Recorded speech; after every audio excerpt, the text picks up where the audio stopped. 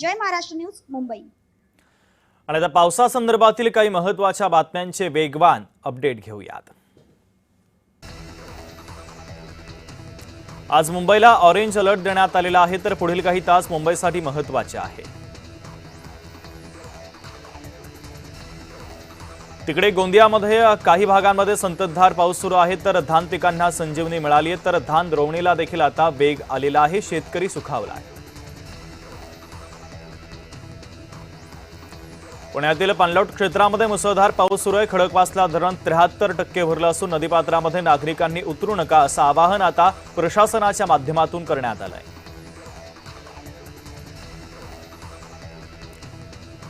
गोंदिया जिल्ह्यातील काही भागांमध्ये संततधार पाऊस सुरू आहे, तर धान्य पिकांना संजीवनी मिळाली, तर धान्य रोवणीला देखील कमालीचा वेग आलेला आहे।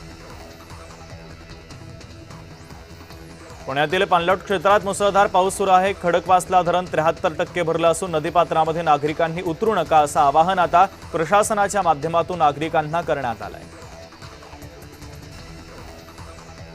हिंगोली जिल्ह्यामध्ये 10 ते 12 दिवसांच्या प्रतीक्षेनंतर पावसानं पुन्हा दमदार हजेरी लावली आहे, तर मागील 24 तासामध्ये जिल्ह्यात सरासरी 2.8 मिलीमीटर पावसाची नोंद झालेली आहे। पुण्याच्या घाटमाथ्यावर पावसाचा रेड अलर्ट देण्यात आलेला आहे। घाटमाथा आणि धरण परिसरातील नागरिकांना प्रशासनाच्या वतीनं सतर्कतेच्या सूचना देण्यात आल्या।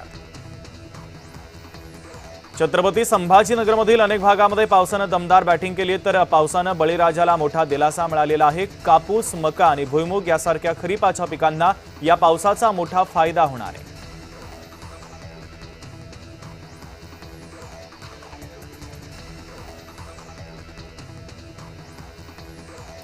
पावसाअभावी खरीपाच्या पिकांवर परिणाम होण्याची भीती व्यक्त केली जाते, मात्र आज अखेर मुसळधार पावसानं दमदार हजेरी लावत सर्वांना मोठा दिलासा दिला आहे।